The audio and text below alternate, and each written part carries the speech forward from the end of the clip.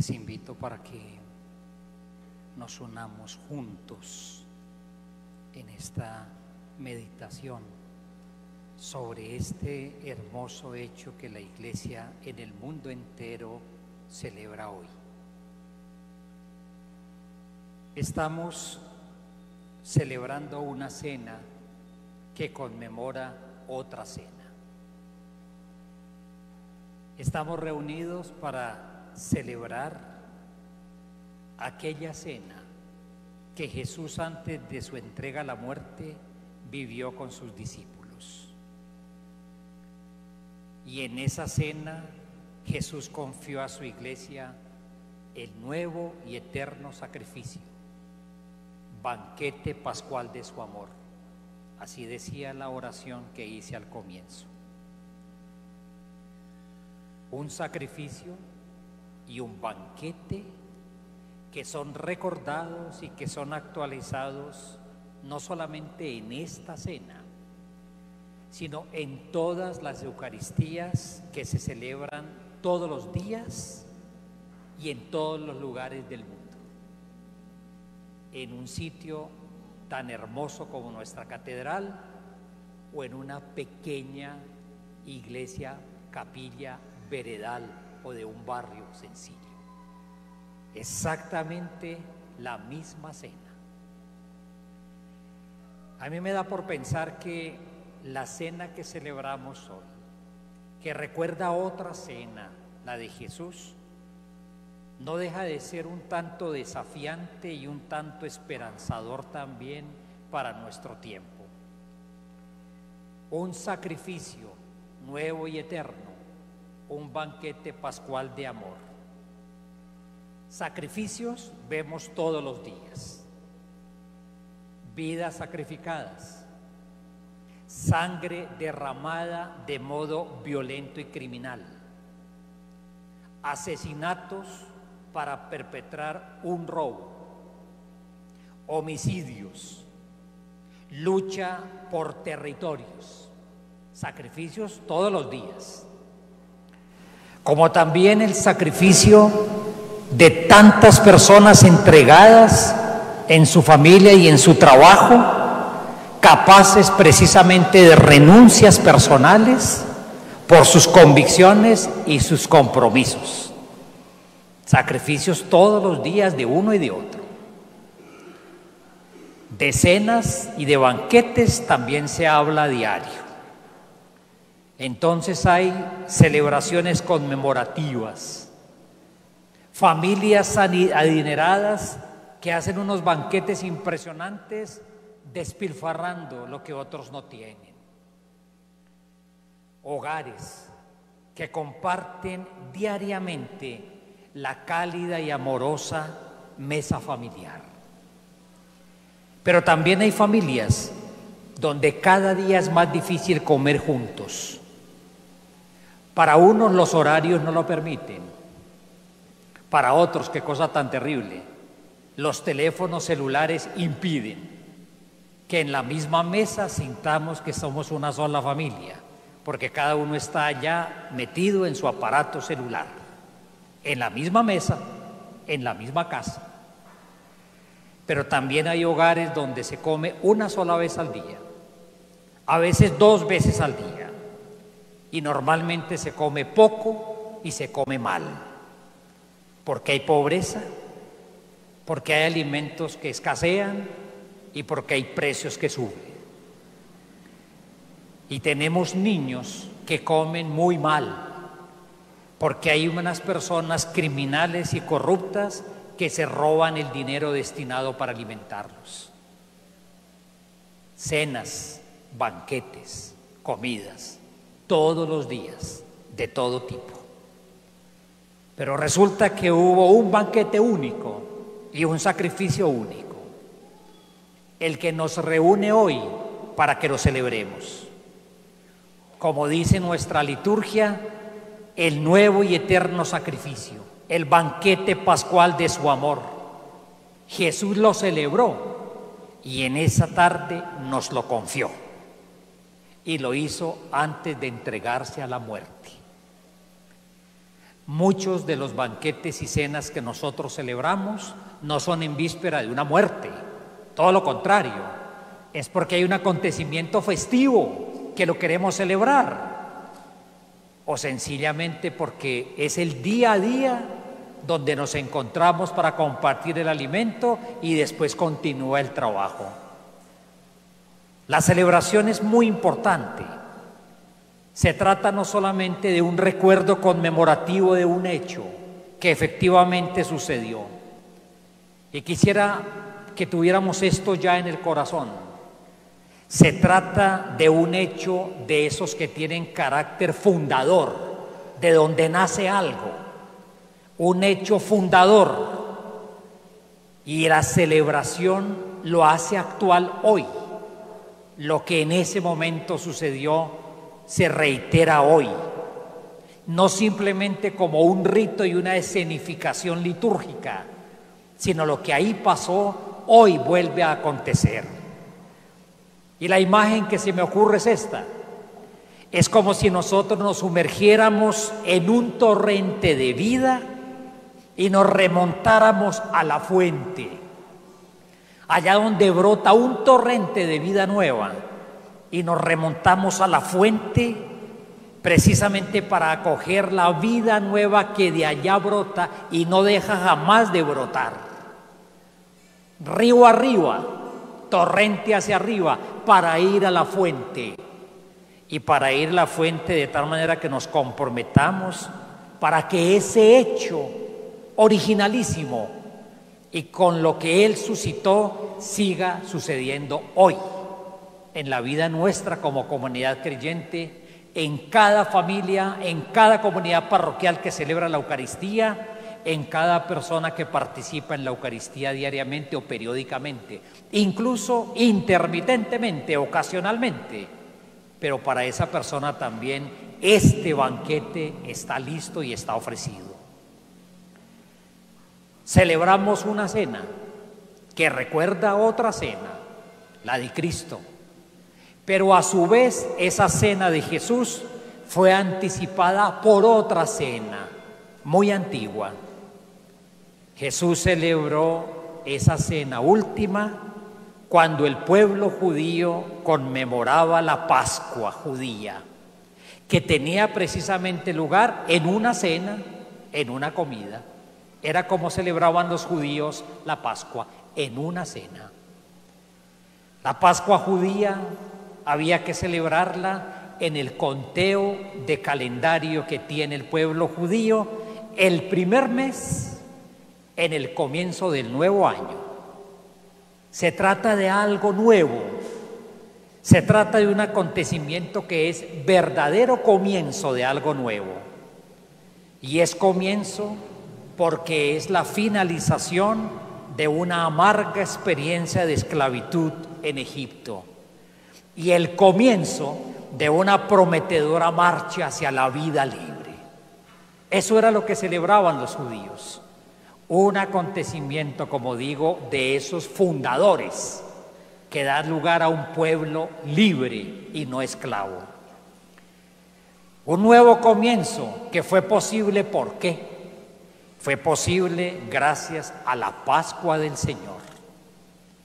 Cuando el Señor pasa por la vida de una persona, de una comunidad, siempre asegura condiciones nuevas de vida.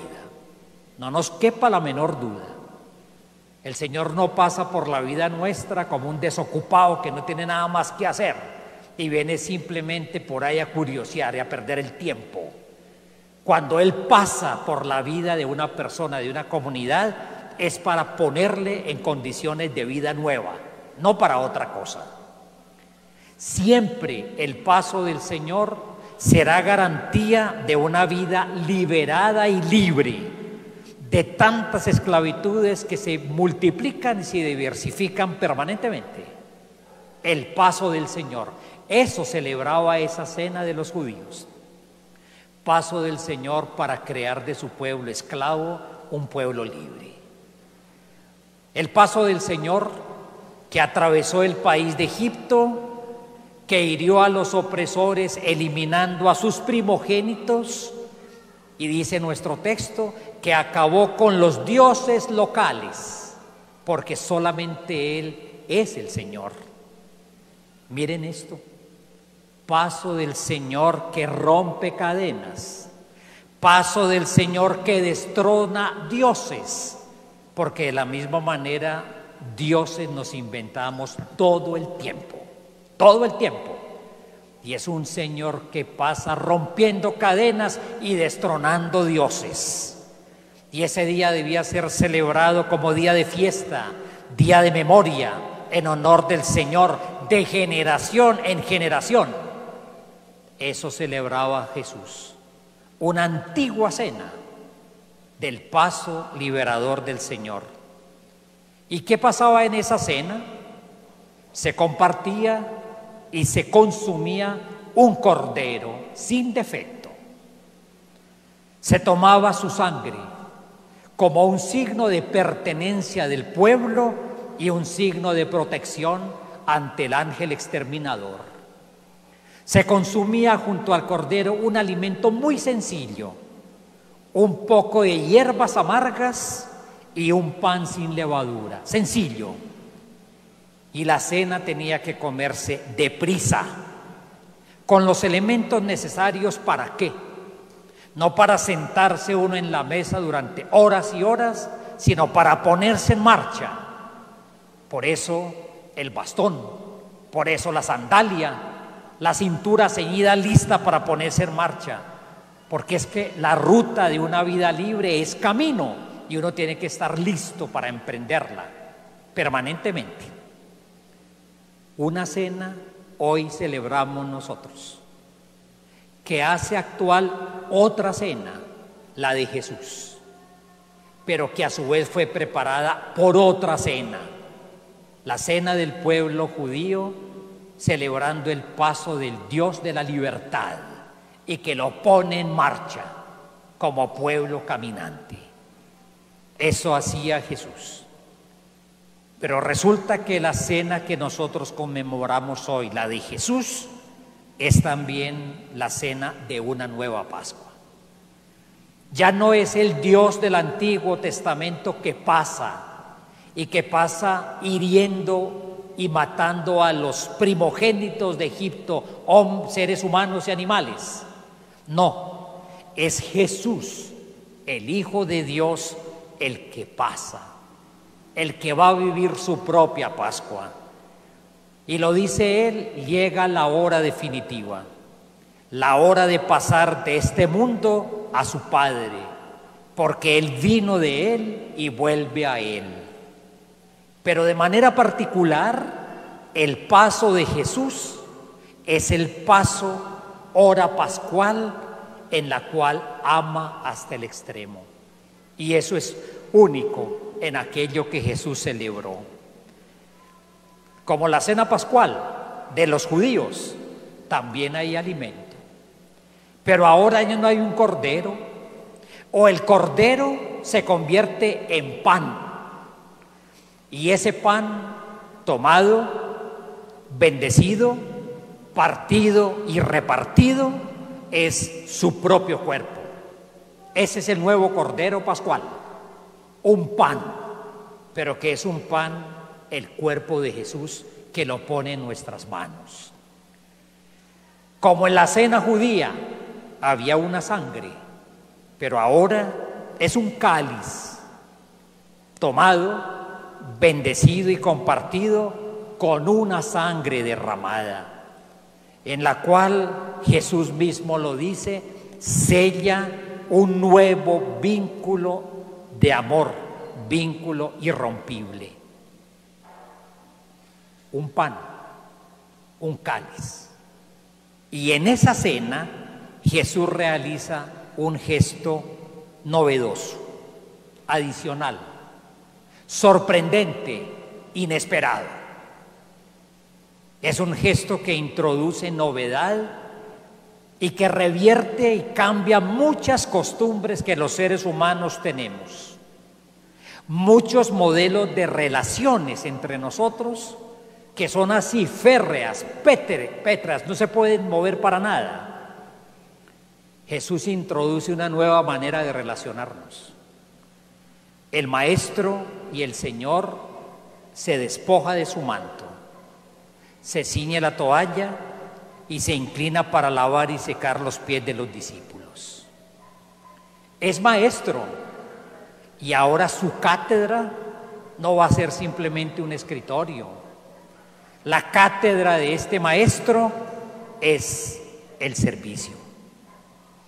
Es un Señor, el verdadero Dios, pero ahora su soberanía no es la de un rey prepotente, es el servicio que presta a los suyos. Miren esta imagen.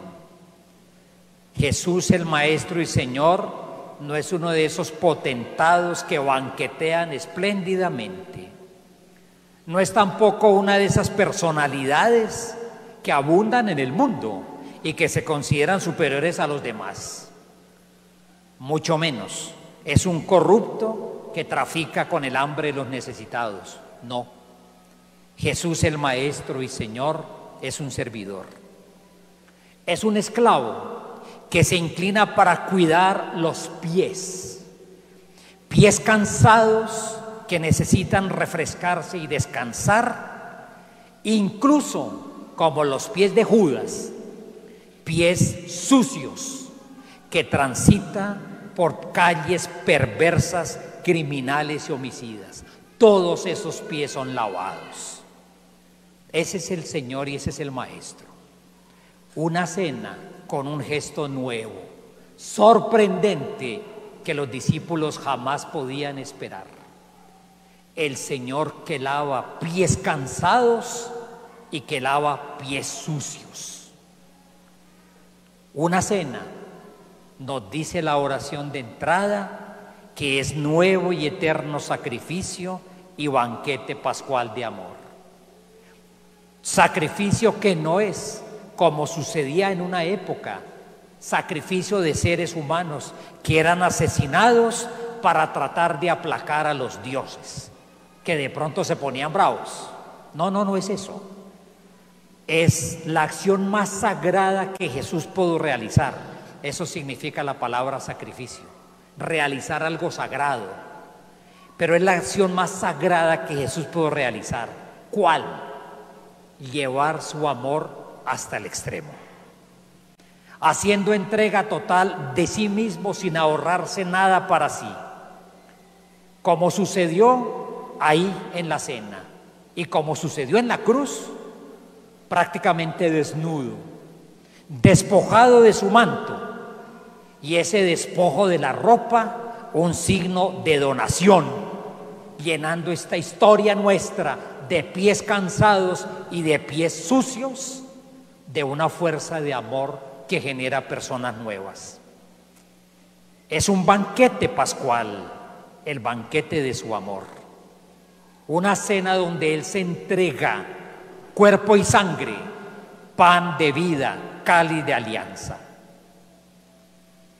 Mis queridos hermanos, la cena que estamos celebrando hoy es la cena del Señor. ¿Por qué la estamos celebrando hoy? Todos los jueves santos. ¿Y por qué la seguimos celebrando todos los días del año en todos los templos católicos del mundo, en todo lugar? ¿Por qué ustedes y yo encontraremos siempre todos los días una capilla abierta, un templo abierto, una parroquia, una catedral abierta? ¿Para qué? Para que sintamos que estamos invitados a una cena que no deja de repetirse. Y la celebramos hoy porque Jesús nos confió ese día para que hiciéramos en memoria suya los gestos de la cena.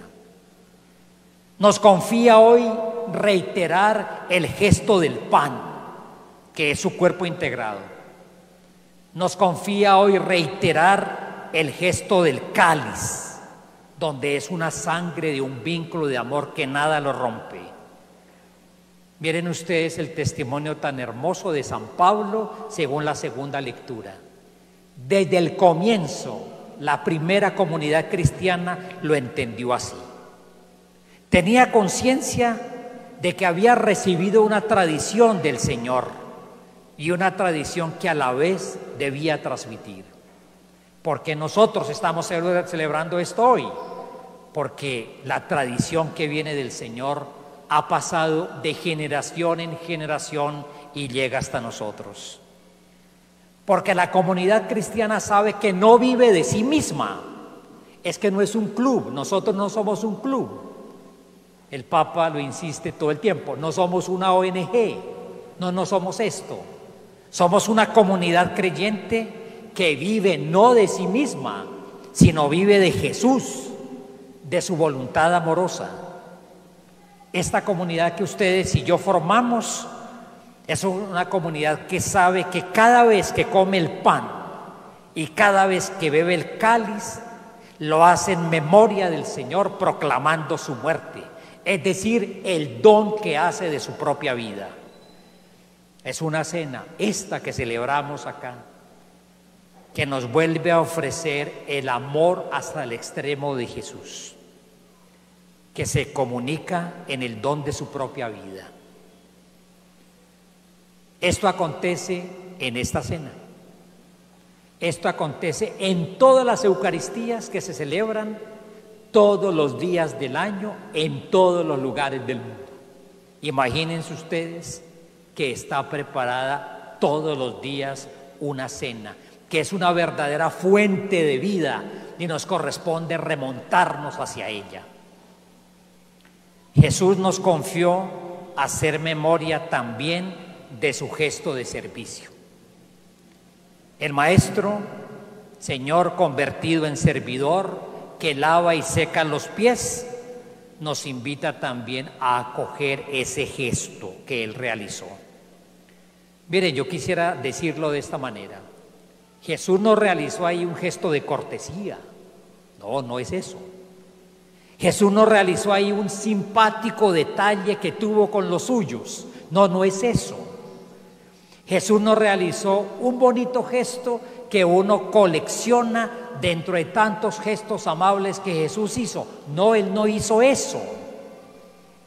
Jesús realiza un gesto que muestra quién es Él y por lo tanto muestra cuál es la condición que ustedes y yo tenemos para ser sus discípulos, o como lo dice, para tener que ver algo con Él. No es un sencillo gesto de cortesía amable. Jesús hace una inversión total de todas esas actitudes y los valores de ese sistema de relaciones que todavía nosotros tenemos, relaciones estratificadas y relaciones estratificadas que van creando división y que van creando marginación, y Jesús invierte totalmente esto. El discípulo de Jesús es discípulo no porque llame a Jesús Señor, Señor, por decir que pertenece a su iglesia. El discípulo de Jesús es Jesús porque su modo habitual de ser y su modo habitual de vivir realiza la condición de Jesús, que se levantó de la silla cómoda en la cual estaba, que se despojó de toda pretensión de señoríos mundanos y que tomó los instrumentos para cuidar los pies cansados y para lavar los pies sucios. Si no lo hago, Pedro, no tienes nada que ver conmigo. No es un gesto de buena cortesía, es la condición para ser discípulos y discípulas, no es otra y no existe otra alternativa. Si no se acoge el gesto que hace Jesús, tampoco se acoge a Jesús. Se es discípulo no de un jefe prepotente, sino de un maestro y señor que se convirtió en esclavo. Acogemos los gestos de Jesús para ser como Él.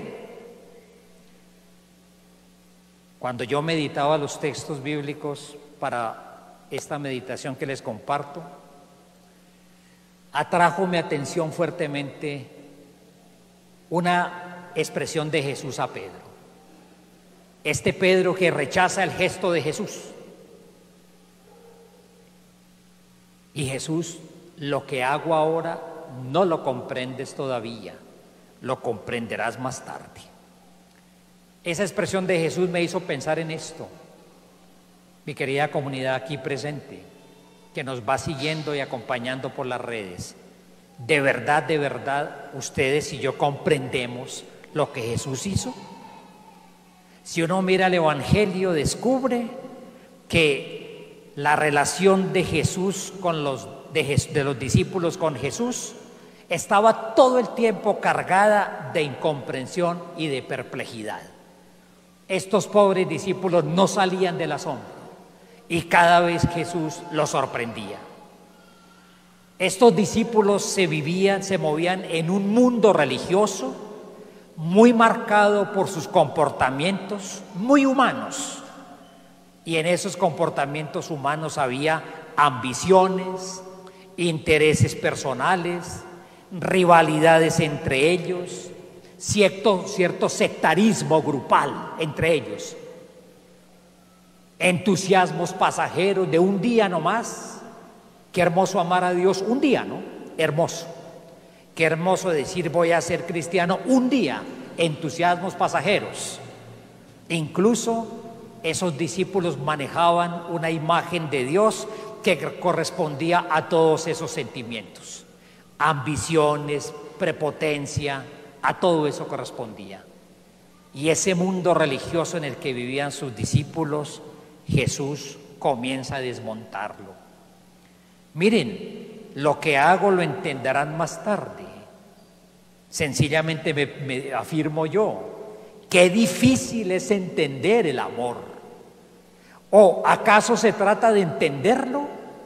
Y Jesús quizá en ese momento no les pidió que lo entendieran, sino que sencillamente lo vivieran. Quizá no se trata solamente, lo que se trata es de admirar y de acoger los gestos a través de los cuales Jesús muestra lo que es el amor verdadero. Ese amor que abre rutas nuevas de vida.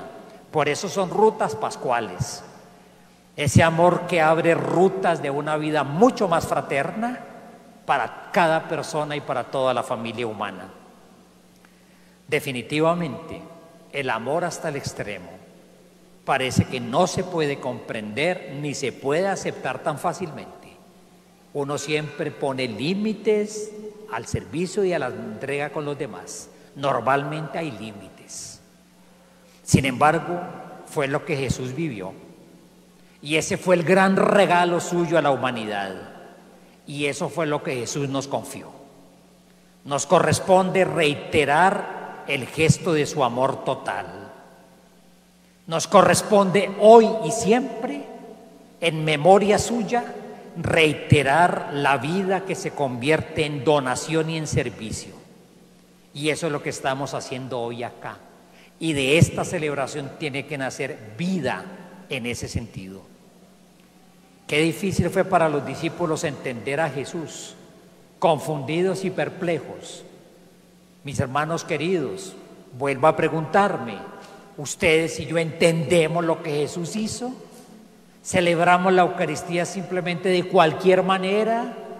¿Un rito de entre otros más que se confunde con otras cosas y que incluso tiene menos importancia que otras cosas que uno hace religiosas?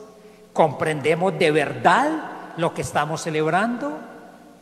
Por supuesto que a los discípulos les tocó hacer un gran camino para que ellos pudieran entender lo que Jesús hacía. Les faltaba un buen trecho. Les faltaba sencillamente reconocer otros signos del amor hasta el extremo. El gesto de amor que es capaz de sufrir y de padecer por otras personas, pero que es un amor totalmente libre para entregarse sin límites, cuando es capaz de ponerse en las manos de Dios Padre. Les faltaba otro gesto todavía, durísimo, donde quedaron nuevamente perplejos. El gesto del amor burlado, maltratado y crucificado, pero que sin embargo fue capaz de insertarse de lleno en los pies sucios que tenemos los seres humanos. Sucios por la suciedad del egoísmo, sucios por la corrupción tramposa en tantas cosas que se hacen a diario, sucios por el odio que tenemos los seres humanos, porque solamente ahí, metiéndose en ese fango tan horrible que ensucia nuestros pies, es donde el amor de Dios es capaz de sembrar esperanza y en donde es capaz de ofrecer una fuerza de transformación. A los discípulos les faltaba todavía un gesto más, pobrecitos. Qué ruta tan difícil la de ellos, pero es que la nuestra también. Les faltaba el gesto del amor resucitado que les muestra a estos pobres discípulos perplejos y todavía mucho más confundidos, que la destrucción no es el destino de la vida humana, que la muerte siempre es, que la vida siempre es más fuerte que la muerte. Y todavía les faltaba algo más a estos pobres discípulos, otro gesto de amor, acoger el amor luminoso y ardoroso del Espíritu Santo. 50 días después, Pentecostés, es precisamente el Espíritu de la verdad. Mi querida comunidad, ustedes y yo comprendemos lo que Jesús ha hecho, comprendemos lo que estamos celebrando, pero es que es una comprensión especial, porque no es solamente con la cabeza, es la comprensión de ajustar nuestra manera de amar a la manera de amar de Jesús. Y parece que eso pide camino. Y ese es el camino que hoy la Iglesia nos abre cuando introducimos hoy con la celebración el Triduo Santo, donde vamos a encontrar sucesivamente los distintos gestos del amor hasta el extremo, que Jesús nos los dejó para que los hiciéramos en memoria suya. A ustedes y a mí nos corresponde hoy hacer todo esto en memoria de Jesús. Esa marcha que ustedes y yo hacemos por una vida cada día más digna, esa marcha que se recorre por la ruta del amor hasta el extremo, se hace presente acá en nuestra cena. Aquí el amor al extremo se vuelve amor eucarístico y amor servicial. Termino mi meditación con la imagen que les propuse. Ojalá todas las personas que están aquí presentes participen mañana también en el oficio litúrgico de la Pasión del Señor. Ojalá todos los que estamos aquí presentes participemos el sábado en la noche en la vigilia pascual y no sea un pedacito nomás del Triduo Santo. Ojalá vivamos juntos esta ruta de estos días, reconociendo los gestos del amor extremo de Jesús, que los puso en nuestras manos para que lo realicemos hoy en memoria suya. Es remontarnos a la fuente misma de este torrente de amor extremo para beber de ella, para prolongar en la vida nuestra estos gestos de amor. La oración que yo hice al comienzo terminaba de esta manera: reunidos para celebrar hoy la Cena del Señor, en la cual Él nos confió el nuevo y eterno sacrificio, el banquete pascual de su amor, le pedimos, como decía la oración, que nos conceda esto. Escuchen de nuevo esta hermosa palabra: que de tan sublime misterio brote para nosotros plenitud de amor y plenitud de vida. Qué hermosa súplica que desde acá, desde esta cena, que recuerda y hace presente la cena de Jesús, que es cena pascual de amor hasta el extremo, brote para nosotros plenitud de amor y plenitud de vida. Qué mejor manera de entrar de lleno en la celebración del Triduo Santo, de la pasión, muerte y resurrección del Señor. Les invito, vamos a tomarnos todos, cada quien allí donde está, un momento de silencio. Se nos confía hacer esto en memoria de Jesús. Jesús da vida entregándose como pan, derramando su sangre y volviéndose servidor. Y eso estamos llamados nosotros a reiterarlo todos los días en memoria suya. ¿cómo ustedes y yo lo podremos realizar?